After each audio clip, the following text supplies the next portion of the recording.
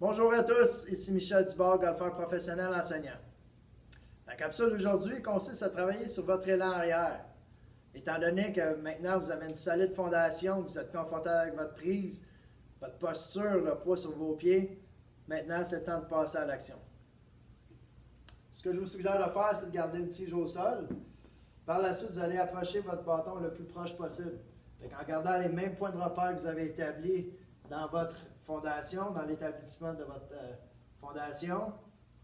Les mains bien positionnées, les épaules bien alignées, le poids bien réparti. Par la suite, ce que vous allez faire, c'est de débuter en un morceau. Si vous voyez mes épaules et mes bras, ça fait comme une pointe de tarte, un triangle. Voyez-le comme vous voulez. Je vais partir en un mouvement, sans aucune action des mains. Si on regarde les bons joueurs de golf, une grosse majorité, je ne pourrais pas dire tous les bons joueurs, mais il y en a plusieurs que quand ils partent, ce qu'ils veulent, c'est garder le bâton au sol le plus longtemps possible et d'étirer le plus loin qu'on peut sans se déplacer. Souvent, les amateurs ont tendance à vouloir se déplacer. Restez solide sur vos jambes. Juste commencer votre triangle, un peu comme le putting. Ce qu'on veut avec le putting, c'est garder le triangle le plus stable possible, avec aucune action des mains, ce qui nous permet d'être beaucoup plus constant. Dans un élan, que ce soit un fer ou un bois, c'est la même chose. On va partir avec la même pattern, je pourrais dire, que le putting.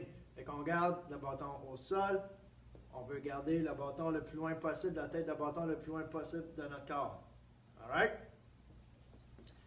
Ça, c'est pour démarrer justement l'élan arrière. Je me repositionne. Même chose, ce que je veux, c'est suivre ma tige le plus longtemps possible. Souvent, ce que je vois comme erreur, c'est que les gens ont tendance à vouloir ramener les mains trop vite en arrière. Qu'est-ce qui arrive, c'est que souvent, si les mains sont trop rapides, on vient fermer la face trop vite. Sinon, les mains arrivent en retard, la face est ouverte. On essaie d'éliminer le plus de mouvements possible dans l'élan. C'est déjà assez compliqué un élan de golf. On garde ça simple. Je repars, les mains, je pars en un morceau avec les épaules. Mes mains supportent le bâton, point à la ligne. Quand j'arrive environ à la hauteur de mes hanches, le bâton est parallèle au sol. Le bout de mon bâton s'en va est parallèle à ma tige qui s'en va vers ma cible.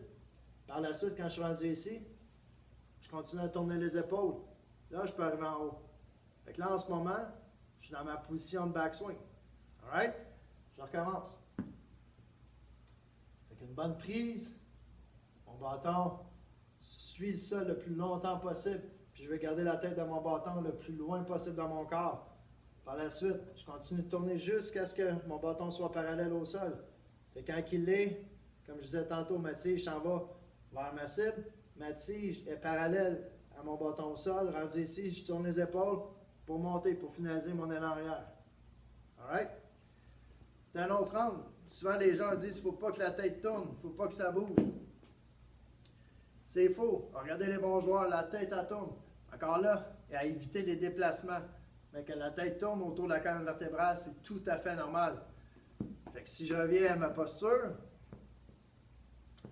on part. Je veux glisser le bâton au sol le plus longtemps possible. Je garde la tête de mon bâton loin de mon corps. Et quand je vais tourner, ma tête aussi va tourner. Ça va m'aider à avoir un meilleur transfert de poids aussi.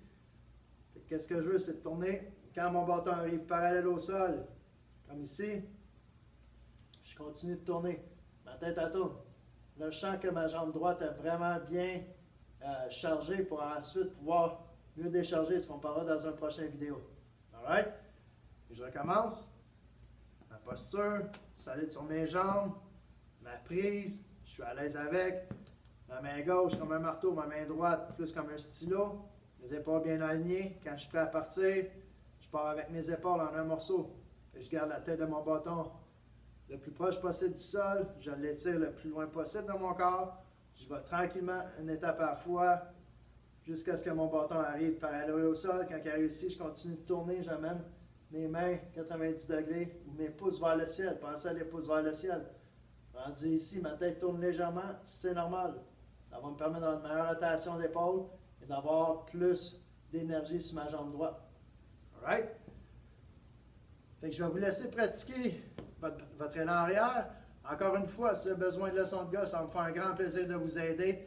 Vous pouvez toujours me contacter soit par Facebook ou au 514-974-6903 et ça va me faire un grand plaisir de vous aider. Sur ce, je vous souhaite une très belle journée. À bientôt.